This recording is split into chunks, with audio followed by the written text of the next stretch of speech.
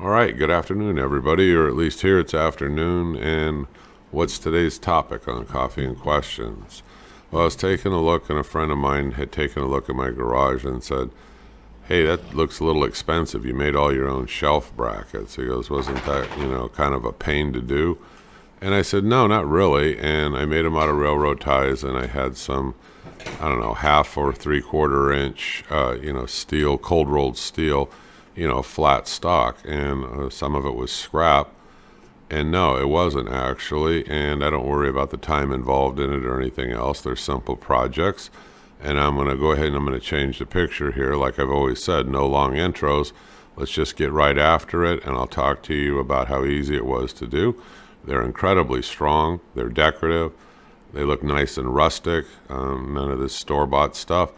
And it gives you a chance to practice your welding skills and playing around out in the shop, and it's something useful that you can use. So let me change the picture, and then we'll continue the discussion. Give me just a sec. Okay, so I threw up a collage of pictures here, and I'll talk about them, each one by one, so that you get an idea. But if you sort back through the videos on my channel, you're going to find another video that shows you maybe a little bit more on me actually making these and how I put them up in my garage. But for right now, the topic is, hey, can you give us some examples on how you make them? Well, I included this collage, and we'll talk about each one. Let's start on the very upper left. These are shelf brackets. Now, you have to have a chop saw, or you have to have an angle grinder with a cutoff wheel and a way to weld.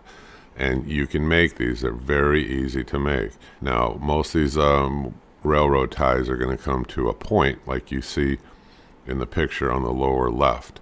Now you can cut that off if you're looking at the top one, the top picture on the left, or you can leave them on. It's your choice. And you go ahead and you weld this on a nice 90-degree angle, and then you create that bracket part out of your flat, 3/4, or maybe you got 1 inch or whatever you have laying around steel. And you can make these. These are just pieces of flat steel, and they're just cut. You fit them in there, you weld them, and you're done. They're nice, simple, straightforward brackets, and you have to have a way to drill too. I'm sorry, I forgot. You have to have the way to drill through steel. Nicer if you got a drill press, but if you don't, it's easily done, with any kind of a drill. So the picture up on the far left, you can very easily make brackets, but then you're going to have to only buy wood that's that width or whatever to create your shelves out of. Now let's move on. Now, how do I, when I start these brackets, how do I make them? Look at the picture straight above my head. I take and I figure out, how do I want this shelf, or how wide do I want it, and how far down do you want the part that you're going to zap into the wall with drywall screws, lag bolts, whatever you're going to use. But I pre-drill my holes before I weld the spike in there. And the picture right above my head will show you an example. I put 2 holes on both the top and the bottom. One's going to secure the bracket into the wall. The other you can come up from underneath and secure with the wood or whatever you're going to put on top down. That's your shelf part. Okay, let's take a look over on the bottom left. Now this one, same thing. You just need some basic tools. And right here, he took and he bent the lip. If you take a look at this, he bent the lip up. Now on this one, you can make it as wide as you want to make it. And you'll do this before you start out. Now he drilled 3 holes. You can see, oh no, I'm sorry, there's only 2. The guy that did this did the same way with the 2 holes. You do it the same way, you can put the railroad spike at an angle, creating the bracketing part of it. When they're up, they look rustic, they look decorative, like I said, and they're pretty cool. Now, there's a guy, I didn't do these, right below me. He went out and he got this piece of flange pipe, and then he cut the railroad tie to the width that he wanted, and he simply welded it onto that flange. The flange comes pre-drilled with countersunk holes, and then he can just go put them in the wall and space them however he wants. So that was a pretty clever idea. I mean, it's very simplistic. Just one weld, boom, you're done. You got your shelf bracket. Okay, now let's take a look at the one over on the far right, and I exploded it way up for you. This is the way that I make them. Okay, I take that piece of flat steel, that cold rolled steel, and I mark it, put it in a vise, tighten it down. I don't have to heat this at this point, and I bend this. You just take a big heavy-duty hammer. They sell them cheap out at Harbor Freight, and you start hitting the back of it until you bend it at 90 degrees. Now you can check it with a square. That's pretty easy to do. and the holes are drilled, like I said, or you can actually drill them after you've created the 90 degree. Or you can drill it first. If you know that you're going to replicate these over and over, you can use one as a pattern, and you can make like a whole bunch of them, and you can just bang them out real quick, like a little production line. Now, the spike, you'll see on here, the spike's bent. Now, I have an oxyacetylene set up. So I put the railroad spike in the vise, and I heat it about the midpoint, somewhere right around there, and I go up and down until I get it glowing red hot. Then with that same sledgehammer, I start hitting it and I start bending it. Now, this arc isn't critically important. Once you've got this arc at least close to what you want, you can go ahead and stop, cool it off with water, set it to the side, and you can bend more of them, because once you have that one bent, you can use it as a pattern. It's not going to be exact. You're going to go ahead and tighten up the other one in the vise, heat it up, bend it, do the same thing. Now, if you really want to get, kind of picky about it, you can figure, okay, I went up 2 inches, mark like a line, a little soap line or something, and tighten it in your vise.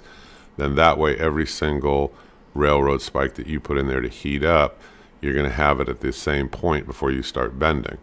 I don't think it's that critical, but there are people that really want it, as precise as they can, and that's fine. When I was done, I went ahead and I welded them. Now, here he used like some kind of a rivet or a bolt when I'm looking in the picture. I didn't do that. I just welded it. You can weld it on both sides. Like where those rivets are is about where I put my welds, both top and bottom, right and left, both sides up and down. And there you go, and you're done. And that's it. Now, I do weld prep everything, and somebody said, I did a little video, if you search back, you'll see on weld prepping, but I use a 4.5-inch abrasive wheel. It doesn't matter. I think mine's like, I think I got 40 or 60 grit. And I clean the metal up where I'm going to weld. And when I'm done welding, and I know it's just a habit I'm in to always get the metal clean before I weld, it just gives you less problems. Okay, so I do that just automatically. Do you have to do that if you're MIG welding or oxyacetylene welding? You might be able to get away with not doing it, but like I said, it's just a habit I'm in. But when I'm done, I wire brush, I get all the little splatter and everything off of it. I wipe them down really well with acetone and scrub them and clean them. Now they're ready for painting. Now, if you don't want to paint them, and I didn't paint mine, I just let them sit out there naturally and rust however they want to. And it gives it a nice rustic look, and it looks pretty cool. Or you can, like I said, you could paint them, I suppose. People on here make comments about, well, what kind of paint do I use? I use Rust-Oleum. And usually, whatever I use in Rust-Oleum, I shoot like a gloss clear or a semi-gloss clear, over the painted surface. But the question was directly related to these shelf brackets, and no, I did not paint them. Where do I get my railroad spikes? I bought them off of eBay, and somebody said you could also do it out of horseshoes. Yes, you can. You can do it the same way. I tell people, be careful because they gouge you sometimes on the prices of horseshoes and stuff. Now, I sell horseshoes. I don't mind selling them to people that contact me. I sell them, on a reasonable price. The thing that always messes you up really is the shipping. What I use is the post office flat rate shipping. So I can put about 50 of them in a box that's going to cost about $15 to $17.50, somewhere in there for shipping. But, I sell them. I mean, if you have that much difficulty finding, railroad spikes or horseshoes, you can always drop me an email and I can sell them to you. I have locally a supplier for both. So, I'm able to sell them at a reasonable price. And I make a few bucks. I don't make much off of them. It's not a big deal to me because I've got such a huge abundance of them, especially, the horseshoes. Anyway, any other questions? Okay, well, the comment is if I make them like over on the far right, which is the way I do make them, you don't have that lip there to hold stuff from, sliding forward and falling off of the shelf. Well, it depends on what you're putting on the shelf. I've got one shelf where I've got quart size, cans, and I've got gallon containers of like different liquids and stuff.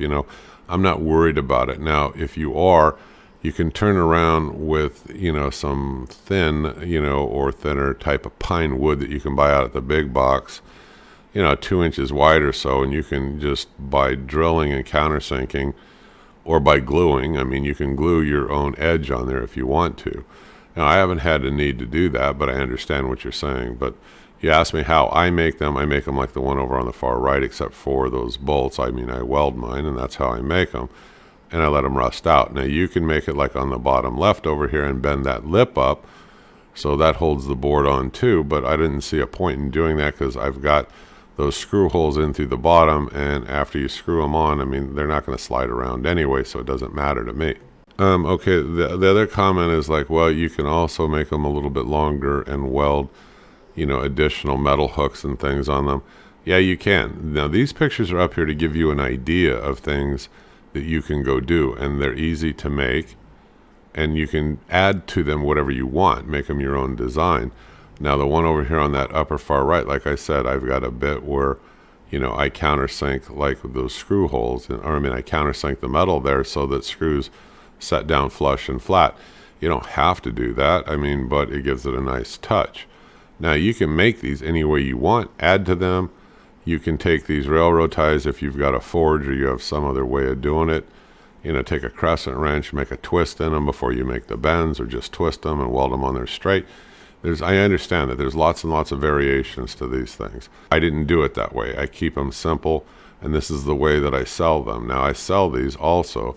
If somebody wants them, you can email me. If you say, hey, look, I'd like to have some, I just don't have the equipment to do it, I'd give you a reasonable price on them. But like I said, flat rate shipping. I don't make and ship large things. The shipping kills you. That's the reason why I don't do it. But flat rate boxes they're okay, I guess. They're reasonable in the shipping cost. But, I take orders like 5 at a time, for 5s and whatever. It just depends on what you want. You can always contact me. But these are not hard to make. If you got a welder, you should go consider making them.